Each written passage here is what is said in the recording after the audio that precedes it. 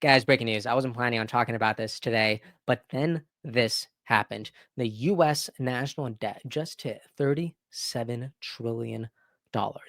That's 12 zeros. That is, we can never pay this back level. That is, you are about to be renting air pretty soon, so get prepared level. And apparently almost no one in Washington, D.C. is even talking about this because they don't blink at this debt anymore. At least most people don't, which is ridiculous. But although they're not talking about it, we will. So let's go ahead and dive right in. Before we do, please make sure to subscribe to the Adam C. Moreno Show, like this video, and of course, please hit the notification bell so you never miss an upload. All right, let's dive right in. All right, so according to every news source on the internet, from Fox News to Mario Nafa to Massimo to Nancy Mace, representative who is now running for governor, check it out. Apparently, this is the first time in history where our national debt has just hit $37 trillion. Nancy Mace says this is not just a number, but a bill our kids can't afford to pay. Wow, and this is not a spending problem, by the way. This is such a large enough crisis that we're just going to ignore it instead of questioning it because we can't afford to question it. That's the kind of problem this is. Look at this chart that I just saw from CB Doge. All right, they say breaking the U.S. national debt is now officially above $37 trillion. And look at this graph here. All right, look at this graph. Look at this from October to today, $37 trillion. You see, this looks like a meme. This looks like a joke. But no, this is painfully real. Thomas Massey is out here also signing the alarm. They have been for a really long time. And he is saying that this is because of the One Big Beautiful Bill Act. At the same time, he's also showing off his really cool gadgets, the U.S. national debt counter. He wears it on his suits. I think that's great. I love that. This little gadget is probably more responsible than half of Congress. And I think I'm being generous when I say that. And you know what? Someone even responded to this post on his account. It's a little meme from The Office, has Michael Scott saying, "You said you'd wipe out $19 trillion in debt." And it has this, it cut in this picture from President Trump on top of the White House roof last week saying, "Oh, hell, Scott, I was running for president when I said that." Yeah, that is a big yikes. But check this out. I wanted to bring this up. So RFK Jr. pops up in this older clip during the real debate on the national debt, saying that it is an existential crisis back whenever he was running against President Trump. And this is whenever President Biden was also in the race. All right, check this out. This is from July of 2024. The question was, prices are higher because of Trump's 10% tariffs. These two men are the people who ran up the deficit that is causing the inflation. It's because of the forever wars and the out of control spending by these two gentlemen. We have a $34 trillion debt now. The interest alone on that debt is costing us more than our military budget. Within 5 years, 50 cents out of every dollar that we collect in taxes will go to servicing the debt. Within 10 years, 100%. This is existential. This is one of the problems that neither of these two will talk about. This is the reason that they need me on stage, because I would confront them with what they did. They were the ones who ran up half of this deficit. Is attributable to those two men, and that's what's causing inflation.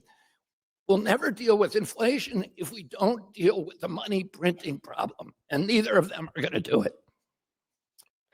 So refreshing to hear someone talking about this crisis. Had he become president, this probably would have been front and center, which would have been huge. And although that is not part of his current responsibilities as HHS secretary, looking back at this still does hit. Anywho, check out Fox News casually dropping this update. All right. And they dropped it like, "Oh, hey, U.S. national debt just hit $37 trillion. No big deal," as if it's a weather report. Like it's telling people, "Hey, guys, it's about to rain outside. Don't forget your umbrella." Like, no, this is a crisis. What are you talking about? They write, the U.S. national debt surpassed $37 trillion on a Friday for the first time in the nation's history, less than 8 months after it reached the $36 trillion mark. $1 trillion in 8 months. This is literally equivalent to lighting money on fire and throwing it into space. No wonder we see tweets like this from Alex Jones. He says, if national debt was a person, And it is honestly way too accurate. Look at this. All right, it is just a man at an airport who is struggling to get up because he is morbidly obese. Do you see that? So sad no one is helping this man. And you know what? This very well could be an AI generated video. I would not know. But nonetheless, it is honestly way too accurate. We are crawling, no one is helping, and everyone is just minding their own business, trying to catch their next flight. This is the crisis. And while all this is going on, you would not believe it, but check it out. A guy in DC was just arrested because he hit a federal agent with a Subway sandwich. All right, that is not a joke. This is a real sentence. Saw this from NY or New York Post. They write, a DC man charged with felony assault after hitting federal agent with a Subway sandwich. My goodness. If this isn't a metaphor for how Americans are feeling with the national debt, I don't know what is.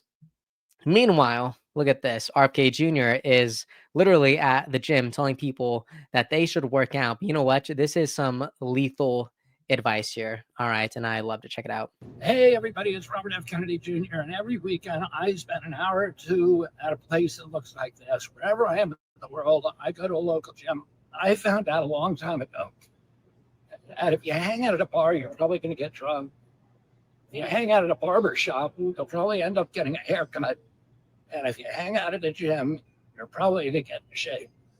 So every Sunday, try to get down to your local fitness center, patronize your local merchant, your local gym, or health club, and get yourself in shape. Let's make America healthy again.